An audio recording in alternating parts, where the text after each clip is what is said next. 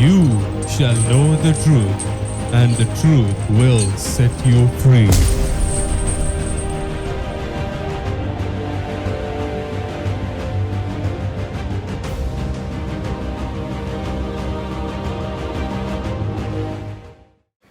The comforter of our soul, the shepherd of our soul, Jesus Christ.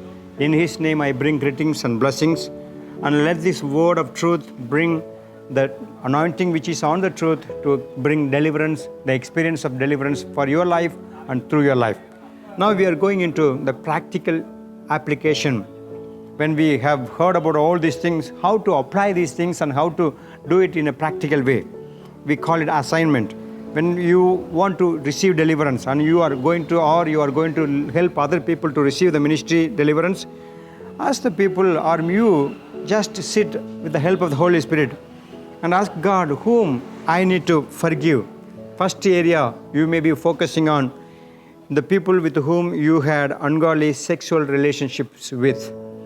When those things in those days, by practice or by force of other people, all those things that happened, we might have been doing all those things, and now we could have stopped, and God says we need to cut on ungodly soul ties with those people because of the ungodly sexual relationship that we had with. And then the rest of the names of the people whom you have been in other kinds of ungodly relationship with, that you need to break ungodly soul ties or bonds with them. For example, spouse, friends, family members, any other people that God is bringing in. So this list, that you keep it in your mind, or you make a list as you are sitting in prayer, so that it's going to help you, not for any other people that you are going to show it, but it's for your personal, or the person who is receiving deliverance, for their help. That focuses first list. Then second, in the list as you are making it, maybe in your mind or in your paper, then write all the sins that your own sins in that relationship. If God calls it adultery, then you call that's adultery, fornication or controlling, abuse, homosexuality, violence, unforgiveness, bitterness, Christian witchcraft, whatever it may be. Your own sins with those people in that relationship must be added, so that the two things will be focusing. Your sins, you will be asking God to forgive you. And then the other persons, if they had done all these things over your life, upon the relationship you were with, then you are going to forgive those people in the name of our Lord Jesus Christ. When these two things are done, now you are ready for the third step.